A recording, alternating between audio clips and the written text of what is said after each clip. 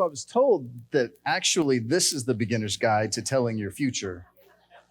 I don't know if it's accurate, but I heard somebody asking this morning if their 401k was going to blossom this week. Outlook is good. If that was you, put more in it. Just keep going, right? Let's see. Can I get one more question? Who wants to predict their future? Are you going to get a nap today? Outlook, not so good. You heard it here, folks. First, folks. All right, well, let's pray. We've got these out for sale in the auditorium or in the atrium. You're welcome to grab yours, and that's how you'll tell your future. All right, y'all.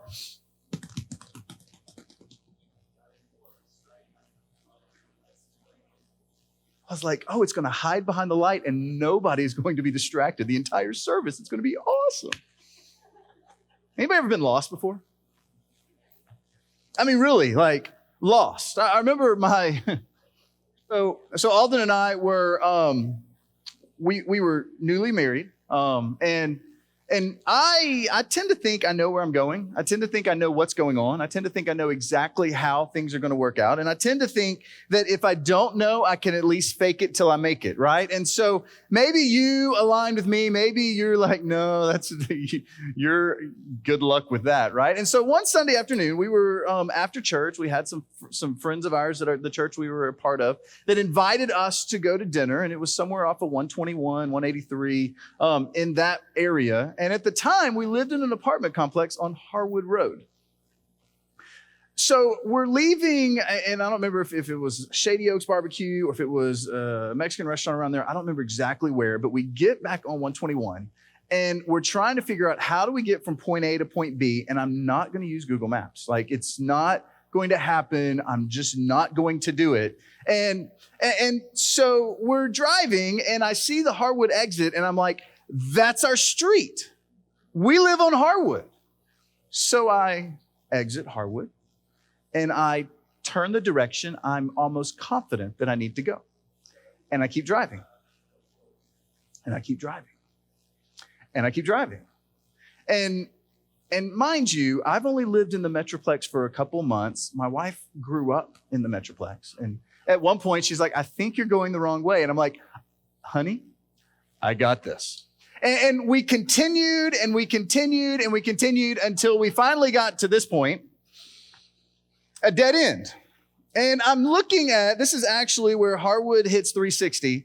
We were supposed to go to where Harwood and 26 come together in North Richland Hills because we live in an apartment complex real close to there. I was dead set that I was right. She was trying to let me lead because, well, I had the car and I was the one that was getting frustrated. And yes, I was the one who just was leaving church and was the youth pastor at the church. And I was the one that was supposed to be holy. And I'm like, I've got this, dang it, right? And yeah, I didn't, right? Anybody else have been in that scenario where you're like, I know where I'm going. I'm going to get there. I'm going to get there. I'm going to get there. You've been lost before. Well, it's funny because I've found that there's actually an art to being lost. This may or may not apply to me, but there's really an art to being lost. In fact, one of the rules I found about being lost is ultimately this: we don't get lost on purpose. I wasn't trying to get lost on purpose. I was convinced that I knew where I was going. We don't get lost on purpose. The next thing is true as well, right? We're lost before we know we're lost. Isn't that true? We are lost before we ever know we're lost. If only I could have figured out, okay, I think I'm going the wrong direction, right? If only I would have figured, okay, at this point, I would just like back up 20 yards and then I would be good. But no, we just keep on trucking. We're just like, woo! Right? I mean, and then we don't realize that we're lost until we are really, really, really lost. The next thing I know when it comes to lostness is this.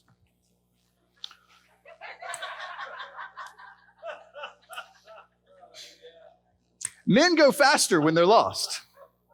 I'm not lost, dang it, right? Like when we're lost, we just tend, and this isn't scientific, maybe this isn't true. Maybe this is true of women too, but I haven't necessarily found that to be true. I know when I'm lost and I know how I respond. And so I know that if I'm lost, I've got to make up time. And so we go faster, right? The final thing we know about lostness is this, is we wind up where the road we're on ends up. We end up getting to the point where the road ends up. We end up getting to the dead end at the end of Harwood, and you're sitting there at 360 thinking, that's DFW right there. That's not my apartment, right? We wind up where the road we're on ends up. And as we began the discussion last week, talking about this idea that ultimately when it comes to driving, the art of lostness is true, right? It's our direction. We want to go. We know where we're going. We know what is happening. And so when we get in the car and we begin driving from point A to point B, the direction we're going is where we will end up.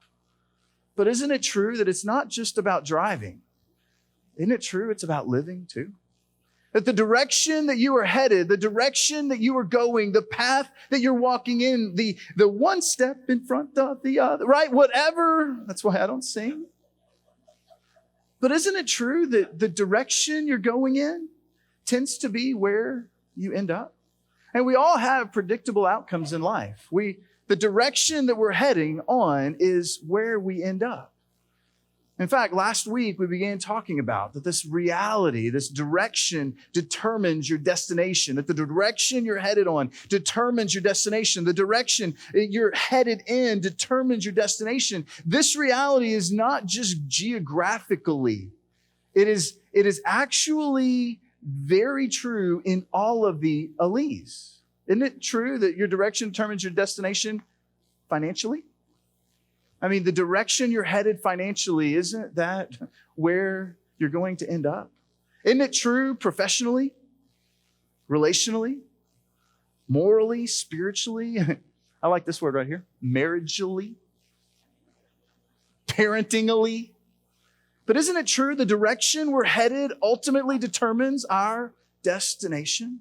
The direction we're heading financially will ultimately end up determining your destination. Yeah, but Scott, here's the deal. I'm looking forward to retiring at the age of 65, and I'm looking forward to having like $1 million in my Roth IRA and in my checking account and my savings account, and life is going to be good. And you begin asking, so what are you doing today? And they're like, well, I'm going to start that next year. Your direction determines your destination. You begin looking relationally, and you begin to think about, well, So I really, really, really look forward to slowing down one day and marrying the woman of my dreams. But until then, I'm going to just go to the bars and find whatever woman will say yes to me. And one day I look forward to finding a woman just like my mother and that loves Jesus. But until then, the direction we're on determines our destination. Morally, spiritually, in our marriage. The direction we're going determines our destination. So which we would ask the question, where do you want to be in 5 years? When you begin to think about these things, you begin to think about what do you want your financial outlook to look like in 5 years? Many of you would say, well, this is what I intend for it to look like. This is the intention that I have for my finances. Many of us, when we begin to look at relationally, we begin to say, well, I intend to marry so-and-so. I intend to have this kind of relationship. When it comes to kids, we begin to say, well, I intend what I want in the relationship with my kids is this. I want a relationship where the kids always want to be together and they always want to be with me. So what are you doing about it? Well, it's a season of life. I work all the time. I'm traveling. I'm taking another trip, but I am providing for my family. Life is good. And you begin to say, what do you want? Well, I intend for this, but what's the direction we're going in? What does that look like? Because ultimately, we looked at this idea that direction determines destination, but oftentimes we have the greatest of intentions. But isn't it true that our direction trumps our intentions? Isn't it true that the direction we're on oftentimes trumps the intention? And ultimately, we've got this disconnect. We've got this disconnect between what our intentions are, what our intentions of what we want our marriage to look like, the intentions of what we want our family to look like, what we want retirement to look like, what we want life to look like. There's a disconnect between what we want intentionally and the direction we're walking in. And here's what I don't want. And what I don't believe your heavenly Father who is for you and loves you and believes in you wants. He doesn't want you to find the wrestle of this disconnect and allow it to overwhelm you for the next decade, 2 decades.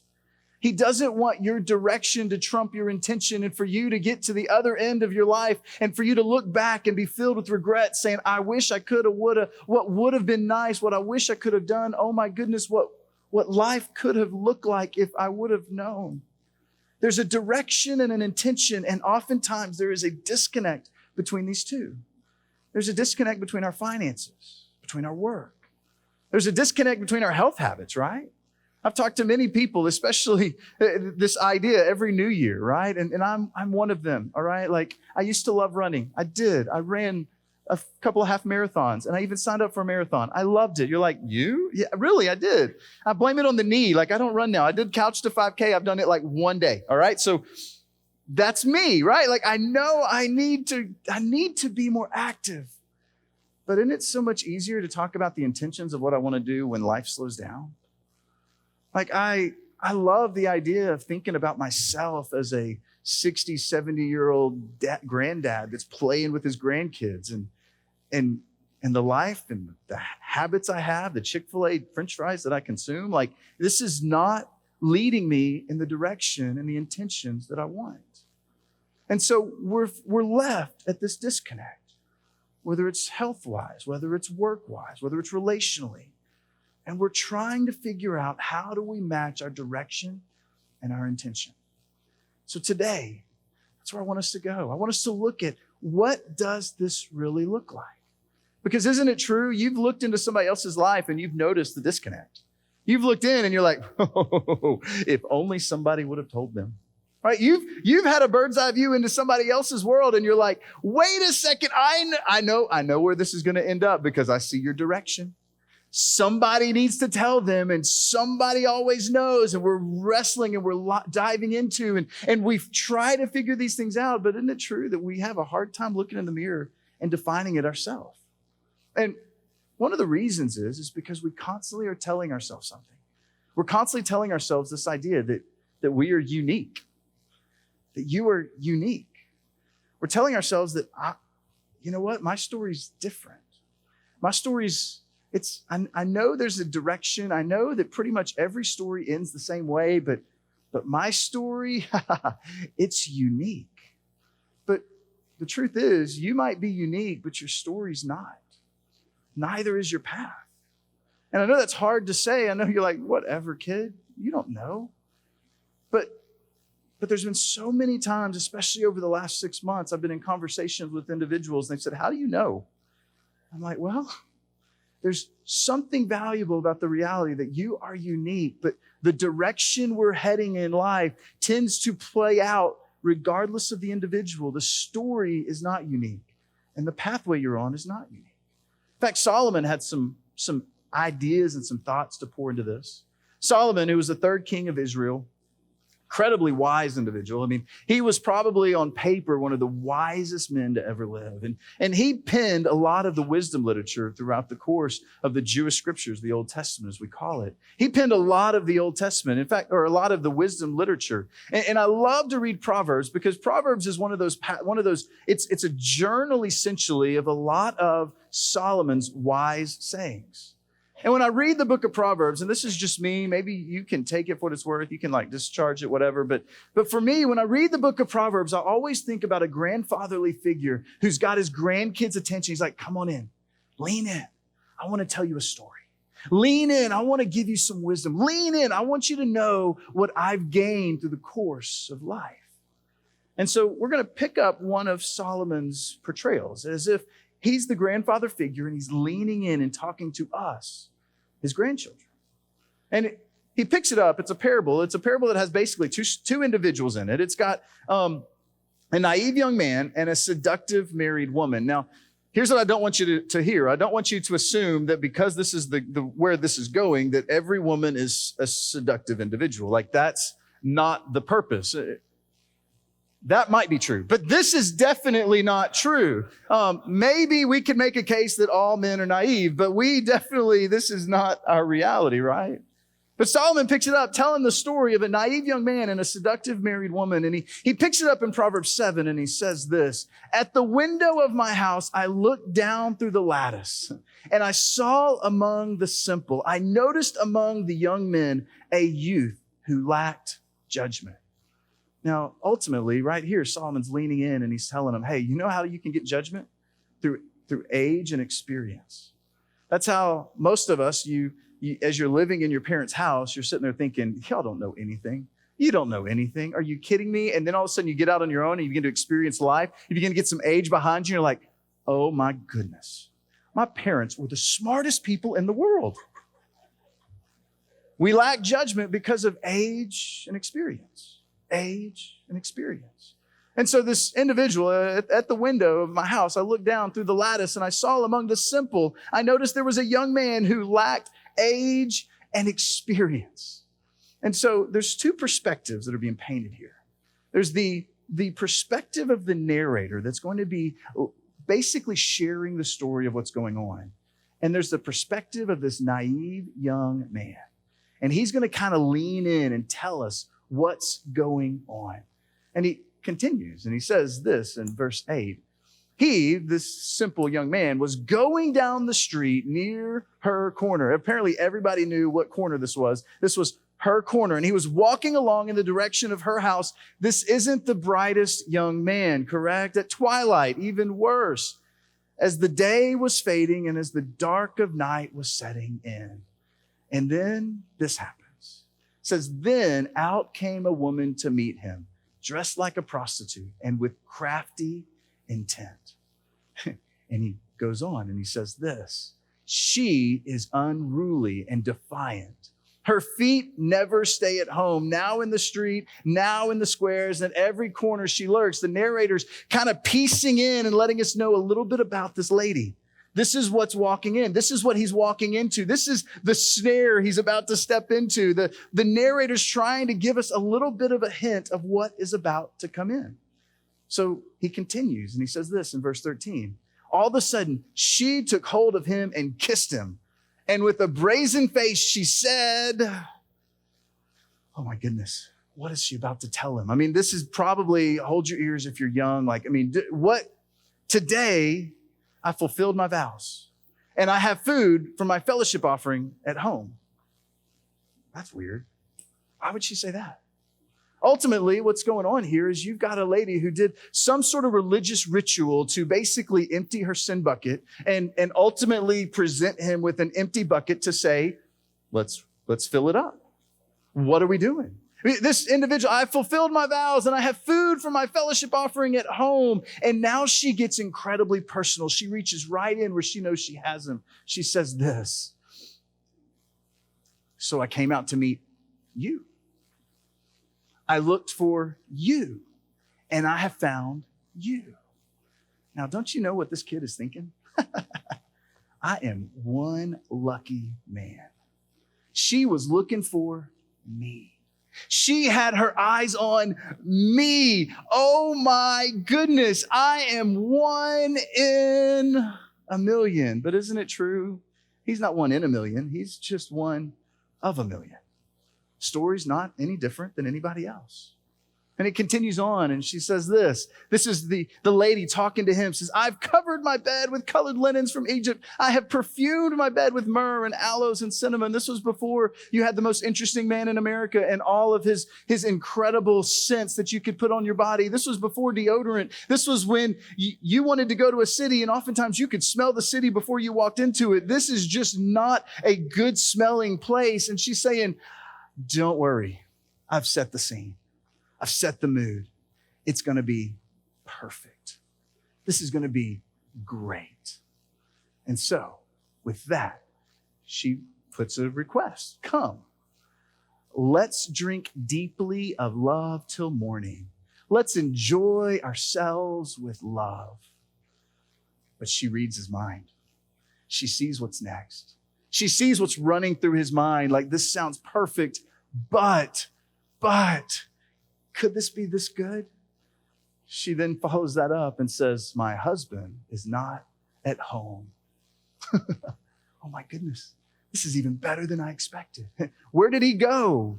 He might be asking. Well, she tells him, my husband is not at home. He has gone on a long journey. How do we know it's a long journey? Because he's taken his purse. Maybe that's why she was on the street corner. I have no clue. But the reality is we're trying to figure out, why do we know this? He took his purse. Ultimately, if we jump out of the NIV, which is the translation of scripture that we tend to use, the New American Standard gives us a pretty good picture of what they were meaning when they said purse. Ultimately, he didn't take a purse as we know it. He has taken a bag of money with him. In other words, he has grabbed a big bag of money so that he will be good until he runs out of money. In other words, he's gone for a long time. And it continues. It says he has taken a bag of money with him and will not be home till full moon. The message that she's portraying is, as long as you don't get caught, it's okay. As long as no one knows, there's no consequences. And that doesn't just have to be from a sexual perspective. Isn't it true in life that oftentimes we have this reality that as long as no one knows, as long as we cut corners, as long as we live in a world where nobody knows the consequences, that we are going to be okay? As long as we live under the radar, life is going to be okay financially, from a work perspective, from a moral perspective, from a spiritual perspective. And he continues on in verse 21, and he's continuing to show us with persuasive words. She led him astray. She seduced him with her smooth talk. And then in 22, it says this, and at once he followed her. Now, this is when I think the naive boy and the narrator kind of clash, because I think the naive boy is sitting there thinking, 1 in a million. Watch this. You ready for this? And the narrator comes in. At once he followed her. And he gives us what's going to happen, like an ox going to the slaughter. Wait a second. That's not what it's going to be like. You don't understand. The husband is gone. Life is going to be good. Nobody's going to know. We are going to be set. He goes, no, you're going to be like an ox going to the slaughter. And if that wasn't good enough, how about this? You're going to be like a deer stepping into a noose till an arrow pierces his liver. Wait a second, narrator. This is a little bit abusive. This is not okay. Like, nobody's going to know. It's going to be okay. Right. All at once, he followed her like a bird, darting into a snare, little knowing it will cost him his life. You see, the narrator's trying to push forward this idea that so many times we think that as long as we don't get caught, as long as there's no consequences, in the real world, we're going to be okay. But isn't it true? We've done things, we've stepped in the wrong direction, and we found that in the direction and the intention, there was a disconnect. And in the middle, in our heart, in our soul, we know that there's this burn, there's this rub. We know things aren't right. We know that there's a disconnect. We're just trying to muscle our way through and hope that we can just man through, or we can just get through. We can figure it out. And the narrator's saying that, yeah, maybe for a season, but there's still going to be the regret, the hurdle, the frustration that we've all felt. So he pulls out of the scene and he begins just to talk to us as a granddad, talking to his grandkids. And he says this. He says, now then, my sons, or we could say my grandkids, listen to me. Pay attention to what I say. Do not let your heart turn to her ways or stay into her paths. He goes on and says, many are the victims she has brought down. Her slain are a mighty throng. Wait a second. There's no way. You don't know my story. I'm 1 in a million. I've got it all together. This is just going to be a diversion from my reality. I just need a break. I just need a stop. I just need to get over this hump, and then all will be well. You know, it's fascinating. I've talked to counselor after counselor after counselor. And you know, one of the things I found is that we continually go to counselors and they continue to tell us that they don't necessarily give you fixes, do they? They don't tell you, okay, if you'll just do this, you'll be good tomorrow morning. But you know what counselors do is they tend to give you a redirection, because they find that in just about every scenario of life, we tend to be predictable, aren't we? We tend to be predictable. We tend to be moving in the wrong direction. So we go to a counselor, and what does the counselor say? Well, if you'll about face, if you'll move in this direction, if we'll begin to make these decisions, if we'll begin to move this direction, we will begin to see some fruit at the end of the tunnel. But oftentimes it's getting ourselves around the reality that we've got to change direction, that there is this disconnect between our intention and our direction. And so we leave a counselor's office and we say, how did they know? Why are they so smart? It's because ultimately we're predictable. Because the direction you're headed, the direction I'm headed, the direction we're headed is a direction that's leading us somewhere. And it's leading us somewhere that many have gone before. It's leading us somewhere that many counselors who are sitting and looking at your marriage or sitting and looking at your parenting or sitting and looking at your finances can look and say, well, I know what your intentions are. But let's look at the direction. Let's look where we're going. You see, for many of us, when we change our direction, we begin to see what can be. We begin to see what is happening. We begin to see the possibility. But sometimes it's hard.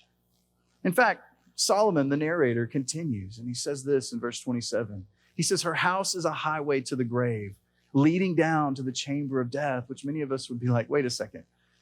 That's weird. But we're not talking about necessarily her house being a legitimate on the highway. It's more of there are decisions that we're making that are a highway. There are decisions that we're making. There is a pathway that we're walking in that is a highway. It's a highway to destruction or a highway to success. And we know where it's leading. And there's one way that leads to death. And there's another way that leads to this intent, this intention. And there's the struggle, the disconnect. And ultimately, maybe your house isn't necessarily a house of prostitutes, a sexual endeavor, but maybe it's a financial endeavor. Maybe it's work. Maybe for you, this house is a decision or an opportunity you have where you could cut some corners in work and you could get the promotion with the corner job, but you know it might cost you a little bit of credibility if you're caught. Maybe for you, the highway is there's an opportunity in front of you, but it will cost you a lot of time with your kiddos. You know you could take it and you know what's on the other side, but is it worth it to lose a season or a chapter with those kids? What is the hurdle and the struggle? Because what we found is ultimately her house became a pathway. No, her house became a pastime, which ultimately led to a pathway. Her house became a pastime for me to go and engage in joy that ultimately became a pathway or a destination or a future problem. And what we found, what we said earlier, is you are not unique and your experiences are not unique, and ultimately neither is your path. We want to think we are, but the direction leads us somewhere. In fact, many of us would say that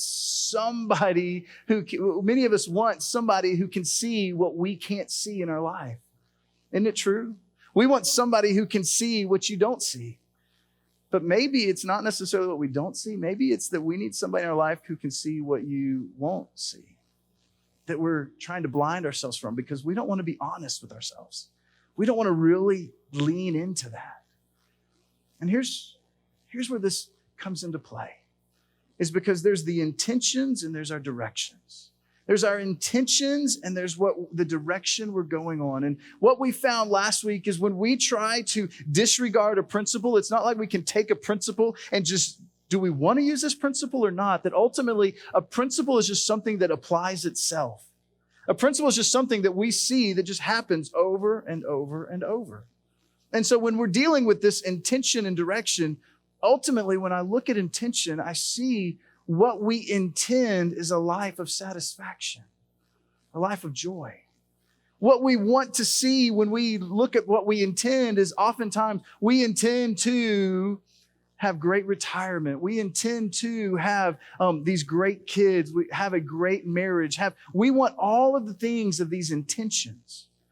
But then when we begin to look at it, those intentions, if we're right, they lead to satisfaction. right? If you do it well, if you go to the end of your life and you've got a great nest egg, isn't there this, if you parent to such a degree that when your kids are off and gone, they are looking forward to coming back and spending time with you, isn't that there's this satisfaction, this, man. When we begin to look at our marriage, if we begin to have a marriage in which we can say, I want to be everywhere you are, wherever you are, like that's just where I want to be. You're at work, sweet. I want to be in the corner office with you. Wherever you are, I want to be too. I mean, that would mean that there's a corner office right now. It's a corner, but for me, but it's at Starbucks. Like I hunker into this corner office and it's really big and everybody's in it, but that's neither here nor there. You're welcome to join me in my corner. Anyway, but isn't it true that when we begin to say that in our marriage that we want to be wherever the other person is at all times, but then we begin to look at the direction we're going on, is it leading us into a way that gets us where we want to be? Last week we said the principle of the path is your direction determines your destination. I want to add an extra word to it. Your direction, not your intention, determines your destination. Your direction, not your intention, determines your destination. And here's what I found. Jesus was constantly leaning into this. Jesus would look at individuals. He'd look at people that were down and out. He would look at tax collectors. The story today from Solomon was a prostitute. He looked at a prostitute one time and said, you go, I'm for you. Stand up, leave your life of sin and go on. Jesus wanted to see individuals that lived a life of intention. In fact, he said in one point in one of his stories, he was talking to the disciples that come to me, all you who are weary and heavy laden, and I will give you rest. I will give you joy. I will give you satisfaction. I will give you the things that you intend. If you follow Jesus, if you do as he does, if you lean in the way he leans in, if you do what he leads us to do, you will find rest, satisfaction. You'll find at the end of your journey that you got where you intended to be.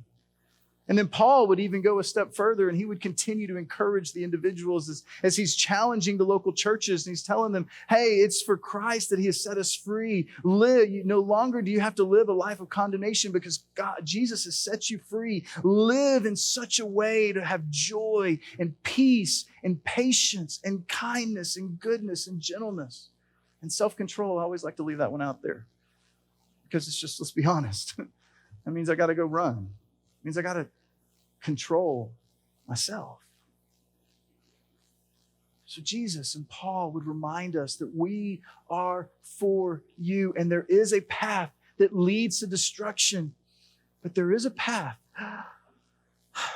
that gets you where you intended. And it's your direction, not your intentions, that determine your destination. And Jesus' invitation is simple. It's an invitation. Would you follow me? I know what you're going through, but would you follow? Would you just take a step? I know the struggles and the hurdles of life, but I want you to know that there is a way that leads to satisfaction. Would you follow? Would you come after? Regardless of what's happening, regardless of what this magic 8-ball says, no nap today. Dang it. Let's do it again.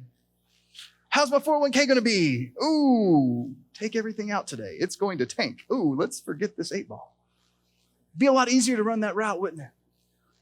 But what Jesus has called us to do is to take a step, to follow him, to ask the question, what is the right thing to do? What is the logical thing for me to do to follow Jesus? Sometimes it's not easy. You might have a fiance that's going to be really mad at me. You might have a job that you're going to have to be honest with. You might have a spouse that you've got to come clean with. You might have insert here. But what God has called us to is to follow.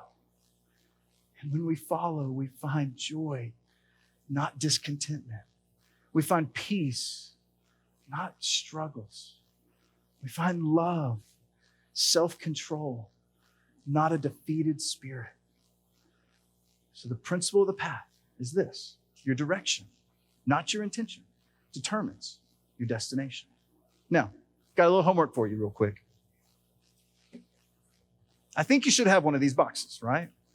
Everybody has Prime boxes, right? I mean, it's pretty fascinating, right? You don't even know what you ordered, right? Like we asked that yesterday, like, hey, who ordered this, right? And I was like, I know what it is. Anyway, we all have a box like this. I would encourage you when you go home, maybe it's you, maybe it's your spouse, you and your spouse, but grab a box like this. And here's what I would like for you to do. Just an empty box. I want you, go home, find an empty box. Number 2, I want you to collect all the fun you've had in the last year, 2 years, 3 years. Just collect all the fun. I mean, just think about what is the most fun things we've done in life, and I want you just to put them in. You know, maybe it was that vacation, just put the fun in. Just anything and everything that you've done, just take all your fun, put it in the box. Maybe you need a bigger box. I don't know. But just put all the fun in the box. And then here's what I want you to do. I want you to go and get all the money that you've wasted. Think about all the money you've wasted over the last, we won't go into that, but just get all the money that you've wasted. I want you to put it in the box as well. So all of a sudden you've got this, maybe it's a giant box, but you've got a big box with all the fun and all the money you've wasted. And here's what I want you to do with this box. Maybe it's you and your spouse. I just want you to sit there and admire it. Wasn't that cool? And then I want you to think about something for a second. I want you to think about the last time that you showcased generosity. Think about the last time that somebody came to you and said, we have an issue, we have a hurdle, we need somebody to step in and help. Think about the last time that you gave your time, your energy, your efforts to help somebody in need, maybe to go and clean up after a storm, maybe to go and help those who don't have as much. Think about a time that maybe you gave money, or maybe that you gave of your time. You know what I found? Is that ultimately, if we're honest, the satisfaction of giving of ourselves far outweighs the joy of seeing everything that's in our box. The satisfaction of being able to do for others is so much greater than storing up wasted money and fun times. Now, don't get me wrong, fun times can be fun, but you know what I found about fun times? Is fun times tend to just be seen in the rearview mirror. Yet generosity, satisfaction tends to be a traveling companion. The fun that we had when we cut corners and we tried to, it's just a diversion. Nobody's going to know. Nobody's going to find out. Ultimately comes back to bite us in the bottom. But isn't it true? Satisfaction is a traveling companion. So here's my challenge for you. Go find your box and think about this idea that ultimately satisfaction is living as if all of life is connected. That when we live a satisfied life, we live as if the dots are connected. Every step, one step in front of the other. I'm going to continue to fight. I'm going to continue to move. I'm going to continue to go. And I'm going to use satisfaction as a traveling companion because we're on this journey together. And I want you to come back next week. Because next week, we're going to take this idea of juxtaposing fun and satisfaction, and we're going to lean in a little bit more, and we're going to look at how that ultimately leads to where you really want to be. I'd like to pray for us before we go. Father, we love you, and we thank you. We thank you for the fact that you are a big God that loves us and is for us. And God, I just ask that you would be with us now. God, I pray that if we don't have any boxes at our house, that you would just suddenly let the Amazon guy show up. Maybe with nothing. But God, ultimately, we ask that you would allow us to see the joy of satisfaction and generosity that's there. And God, I pray that as we are navigating life and we're trying to figure out how to take one foot and put it in front of the other, that we would lean into satisfaction and not necessarily trying to find fun. For that, we need you. For that, we love you. For that, we thank you. It's in Jesus' name that I pray. Amen. Amen.